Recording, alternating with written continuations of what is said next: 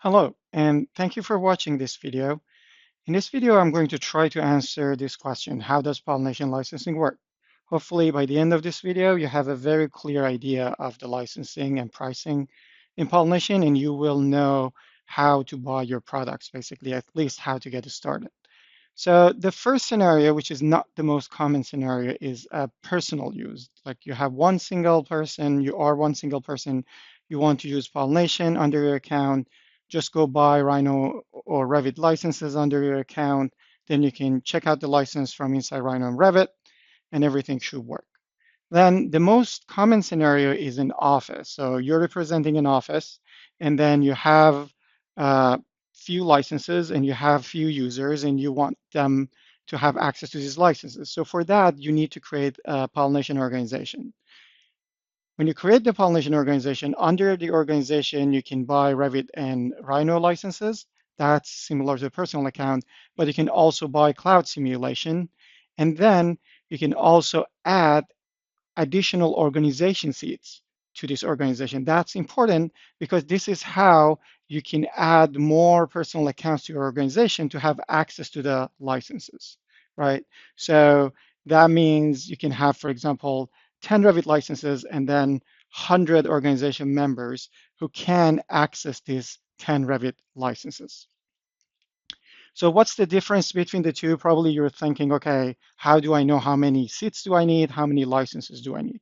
There are two key questions that you need to ask yourself, and it will help you to know how many seats you need and how many licenses you need.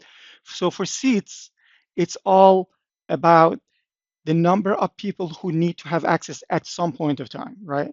So you have 20 modelers in your company, say. These 20 modelers at some point for a project, they need to have access to the Revit plugin, right? So you need 10 seats. So you can add them as 10 different members to your organization. Then the question of how many licenses do you need is about simultaneous access. How many of them do you think will use the plugin at the same time, right? Do you need like you can have 20 people, but only two of them would use it at the same time. Then you need two licenses. And you can imagine seats are much cheaper than licenses, right? So you can buy usually the number of seats that you buy are many more than the number of licenses that you have.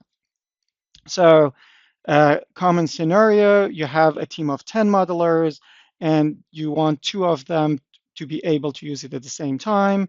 Then you need to buy 10 organization seats and then two Revit plugin licenses. For seats, the more you buy, it gets cheaper, right? So if you only buy one by one, is 20 per seat, but if you go all the way to 250 seats, then it's 2 per seat. So when you get to 5 seats, that makes sense to buy one 10 seats package because it will be the same price and so on. You can start small and you can change it inside the app as you have more people interested to join. So how do you manage the licenses? So you have all these seats and then you have licenses. How does it manage? There is a concept of license pool in Pollination. So for Rhino and Revit, there are two separate license pools. And once you assign the Pollination users to your organization as members, you can decide who can have access to which license pool. So you basically add them to license pools. It means, for example, myself, my account is Mustafa, right? And then I'm part of Ladybug Tools organization. Once they add me to the Ladybug Tools organization, they say, okay, Mustafa can have access to Rhino plugin, but he doesn't need access to Revit. So then you add me to the license pool in Rhino. So I can use Rhino using the Rhino license pool. It seems like layer, and it is layers by design. So we want to give you more control, right? You can add many people to organization. That doesn't mean all of them should be able to access the license pools. You have a good level of control there. And if you want to make it simple, you can make everyone owner, and owners will have access to all the resources. But be careful about that because owners will also have access to subscriptions, so they can change the subscriptions in your account. Then my suggestion is start small and with a monthly subscription. We have monthly subscription that will allow you to start very small. The cost will be minimum. And that means you can usually charge it to a project instead of trying to be global. So most of the companies when they start with one 10 organization seats package and then one or two Revit or Rhino licenses. So if you're one of those companies who want both Rhino and Revit, just so you know, we have a bundled option and that is cheaper. So you get a discount when you buy the bundled license. And bundled license gives you one Revit and one Rhino. So it's like two licenses in one. You can use them at the same time, if that makes sense.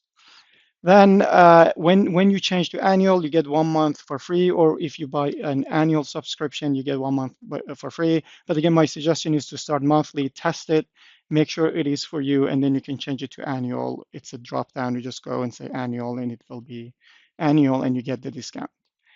Hopefully this gave you a good starting point. We have frequently asked questions sections for each of the subscriptions in this page, so go and read them, and also check that link in the user manual to get started with setting up your organization.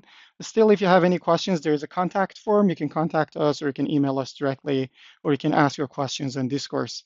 Thank you so much, and we are looking forward to help you during this process. Thank you.